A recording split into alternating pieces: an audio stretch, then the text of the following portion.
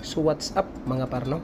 Sa araw-araw na trabaho dito sa Cubierta ay napaganda lang naman namin ang aming proa. So ayan mga par, oh, napakalinis. Kasali na yung mga bits na yan, oh, binira talaga yan namin. So ang napakaganda pa nito mga par ay binigyan kami ni Kapitan. Ayan, binigyan kami ni Tano ng administrasyon ng isang araw para tanggalin yung aming mga stress at pagod sa araw-araw na bakbakan dito sa barko. So may kasama pa yang swimming pool. So ayun mga par, dito tayo magtampisaw mamaya sa aming kunting kasiyahan dito sa barko. So ayun mga par, tingnan natin mamaya kung anong mangyayari. So let's go.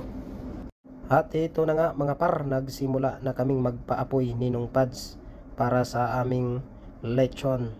So ayan mga par, tinira muna namin ninong pads. So madali lang naman magpaapoy dito mga par kasi hindi na tayo maghuyop-huyop. Ginagamitan namin yan ng pang-ere. So ayan, ginagamitan niya namin ng pang-ere para mabilis magkaroon ng apoy o baga.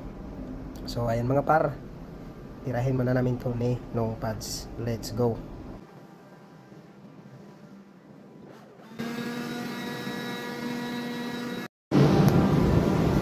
Oh, diyan na, baga na.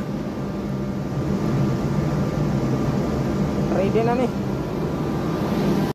At ito na nga mga par, nalagay na namin itong baboy sa kanyang platsada.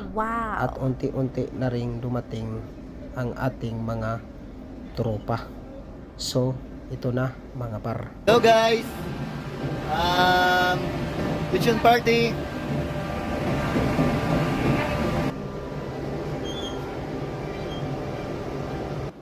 At ito na mga par. Sa ilang minuto na ikot-ikot natin dito sa ating lechon ay nagkulay brown na siya. So habang iniikot natin to mga par ay nandyan na yung aming music. So prepare na rin namin at ito yung ating mga tropa. So ayan, mayroon na rin kami ditong tubig na makahilo.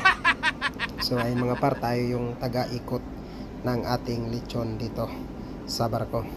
So ayan mga par, tingnan muna natin ito kung ano ang mangyayari. Let's go.